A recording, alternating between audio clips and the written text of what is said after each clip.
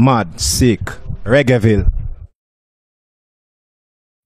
Reggae Sundance, this is Reggaeville. My name is Munchi and I have the pleasure and honor to have the company of Mutabaruka. How are you feeling today, Muta? I'm feeling good. I'm feeling good. The festival is going on nice. No rain is falling and yes. And I'm leaving tomorrow, so everything is good. You performed today. How was the experience like?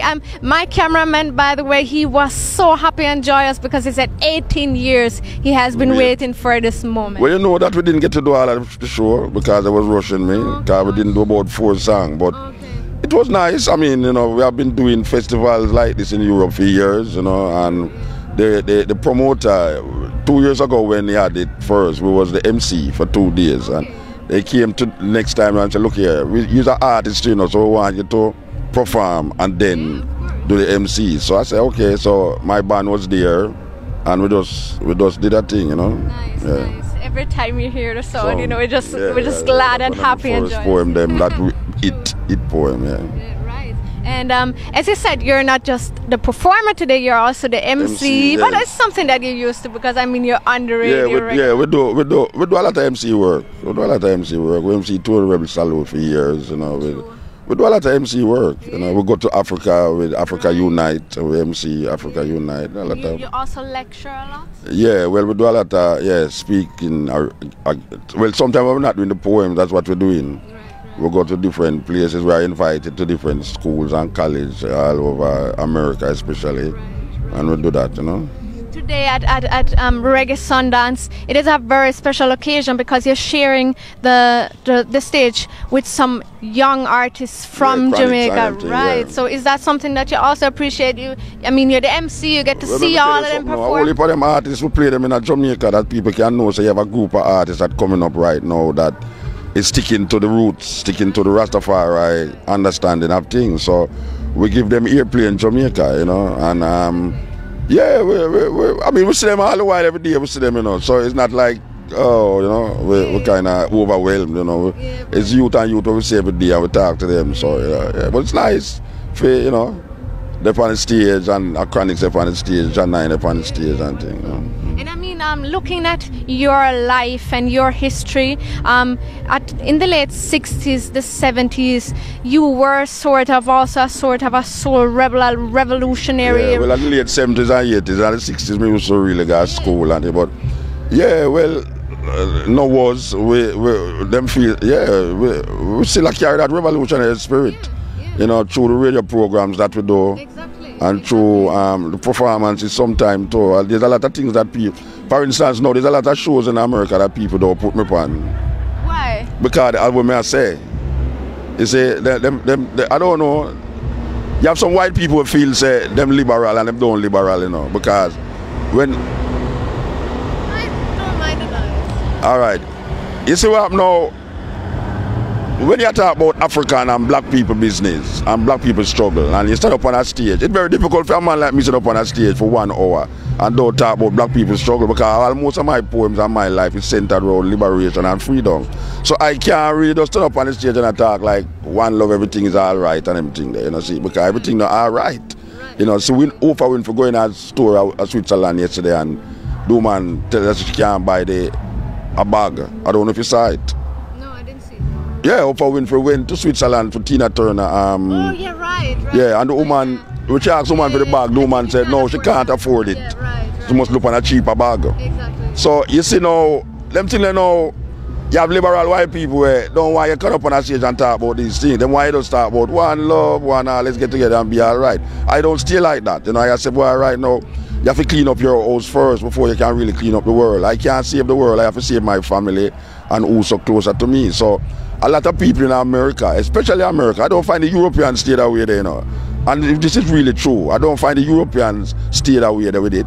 But a lot of people in America who promote reggae show, they want to hear artists jump up on stage and say one love, one heart and smoke spliff and smoke herbs and flash them locks and them things. I don't do that. I don't smoke herbs, that's the first thing. And I don't flash up my locks on stage, you know. So it's a different thing, you know, and I'm not into certain things. So yeah, them would prefer not to me not be on the stage because them afraid that I'm going to say something. Yeah, but wouldn't you say that not going out there and don't you think it should be something regardless of the color of the skin that one and all should just experience equality and just forget about it? Yeah, but you see, if you're going to experience the quality and I have to go change my way if it suit your quality, I never do it. Yeah. You see, I come with a certain cultural expression, and if my cultural expression is defined through liberation and struggle, I don't see why I should have stood up on a stage and say, well, this is some white people in the audience, make me just talk something else. No, we don't have that. They have to go find out and look at me. I come from my cultural experience. You see, if I do stand up on the stage and I talk about the Holocaust, no guy now go run and tell him, say, why you talk about Holocaust and them things there. So it's not that you're trying to fight color people, and say color, but you say, I come in from an experience in slavery, oppression and thing, colonialism and them thing there. And then I talk about it, I don't care, and I beg nobody nothing. Like I say, really and truly, my poetry is what my poetry is. Yeah. I experience flowers and birds and bees at my yard. But when I go up on the stage, I'm not experiencing flowers and birds and bees. I talk about liberation for your life and nature too, and liberation from the Pope and God and all these things. You see it? So right there Jamaican, I get no problem with the Christians too.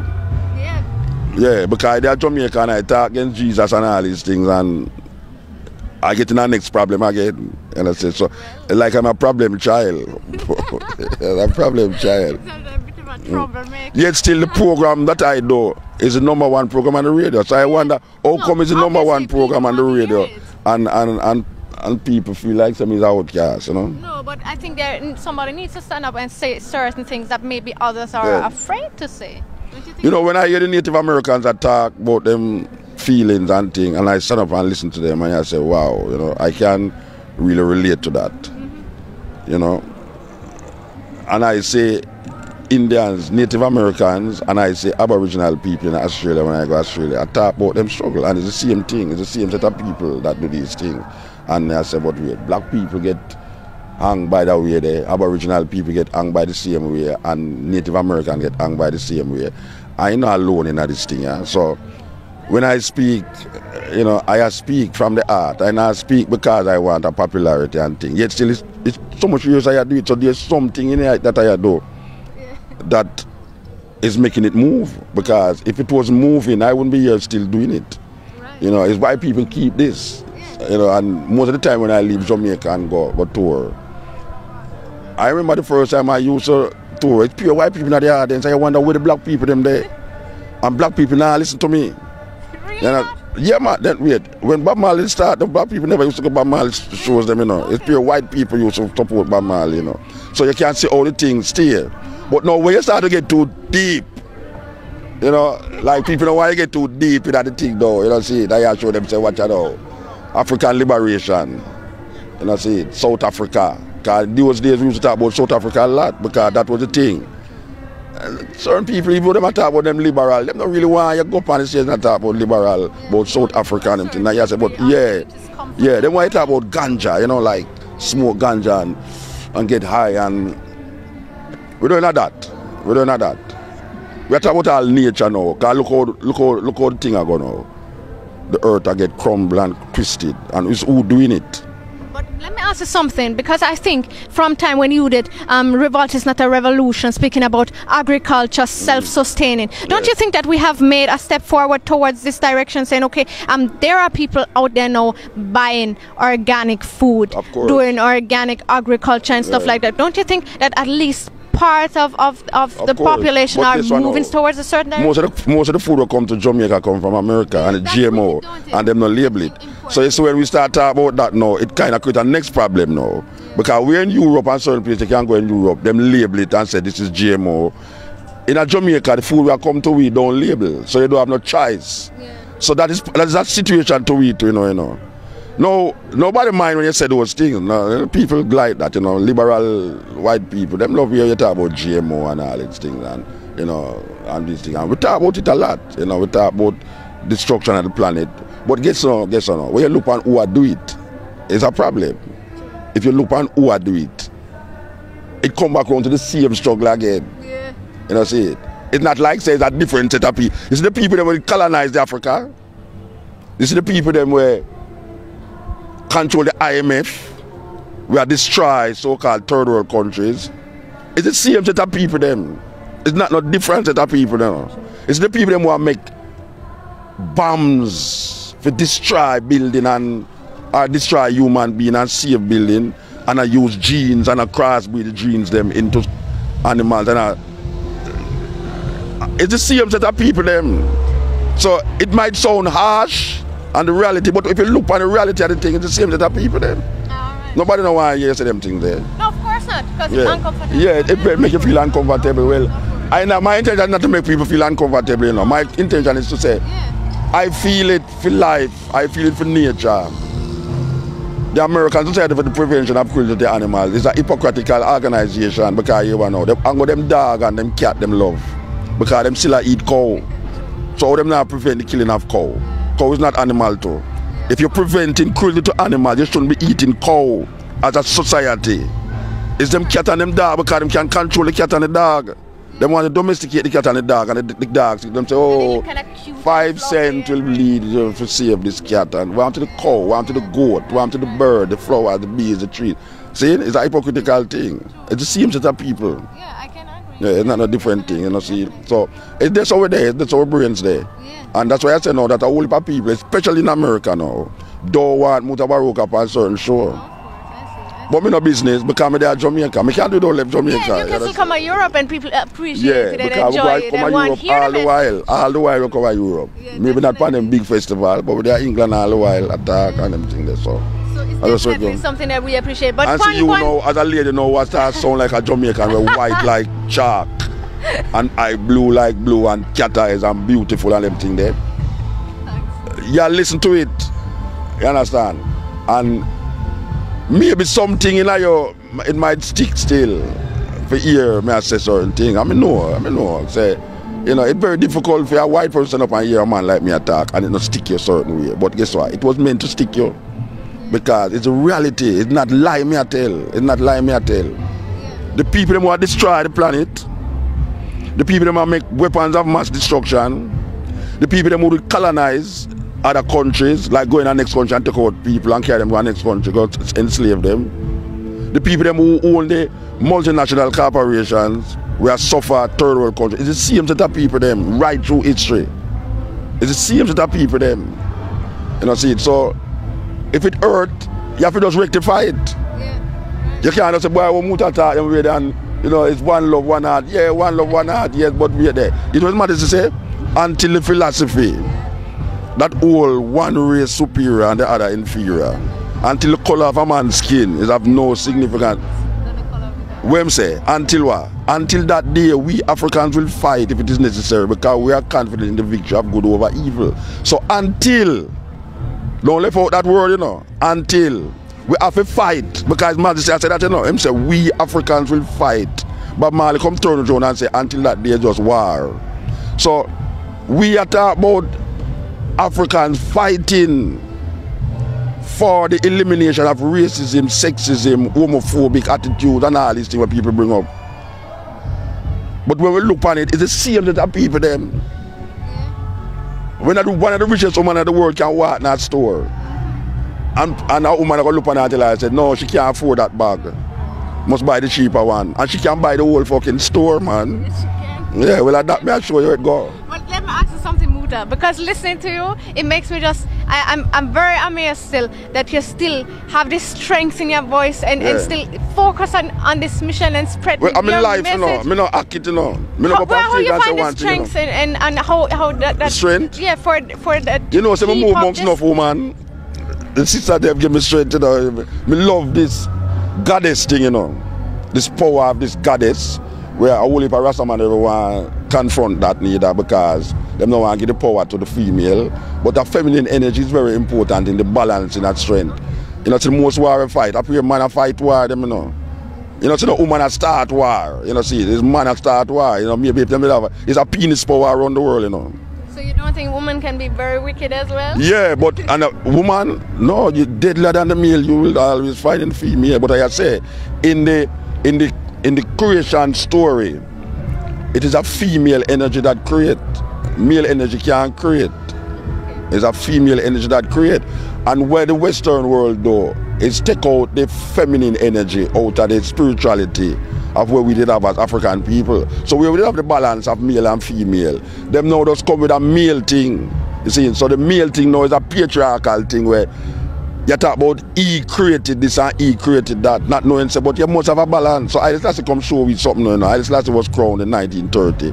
And when he was crowned, he break the tradition and said, no, you have to crown my wife too. Same time.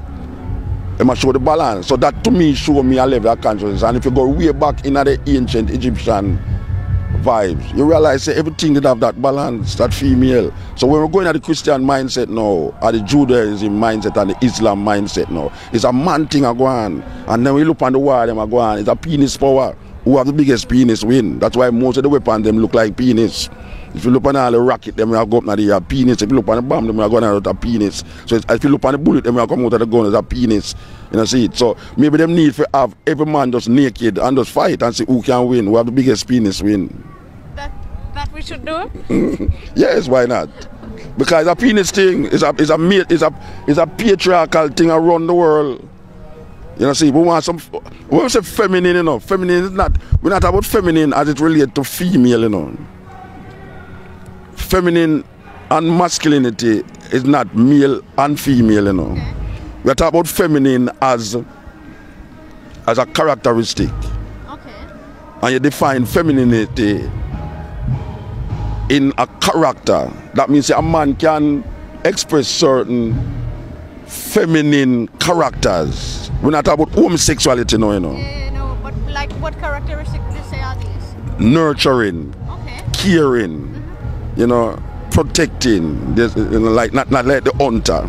Okay, yeah. The female, the feminine energy don't hunt. Yes, right. The feminine energy nurture. Yeah, the masculine energy hunt. Okay. And gather, you understand? So you have a woman who can have a masculine energy, you know, right. But it don't mean that she's a lesbian. And you have a man who are dealing with feminine energy.